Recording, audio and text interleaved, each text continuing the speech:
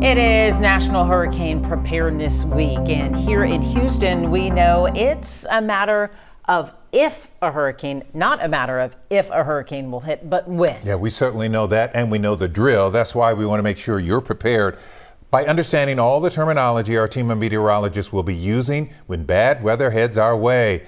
Meteorologist Pat Cavlin is here to break it all down. Hello, Pat. Hello. Okay, so it's two things that we want everybody to understand. One is the forecast cone, because that causes a lot of confusion every year. And the other is just the difference between a watch and a warning and the different kinds of watches and warnings you might see during a storm. So here's our make-believe forecast cone. There's nothing out there right now. Again, this is make-believe.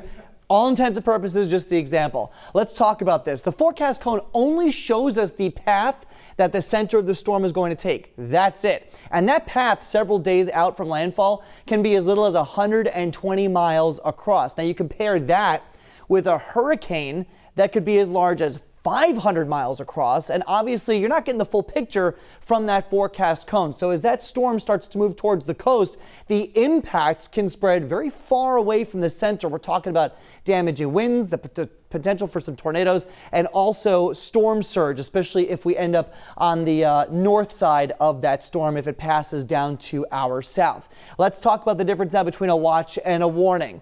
A watch, regardless of what it is, whether it's tropical storm, hurricane, storm surge, that means the conditions are possible within 48 hours. A warning means that we are expecting them within a day and a half. So let's talk about a tropical storm. Winds basically between 39 and 73 miles per hour. A hurricane watch or warning, same thing except the winds are stronger, above 74 miles per hour. And then you might see a storm surge watch or warning, and that means that life-threatening water inundation from the ocean is headed your way. All things to keep in mind as we go towards hurricane season, which, by the way, starts in just 26 days. So we are getting close to it, and it is forecast to be an active season. So we're going to walk you through, of course, everything that happens as we go through the summer months.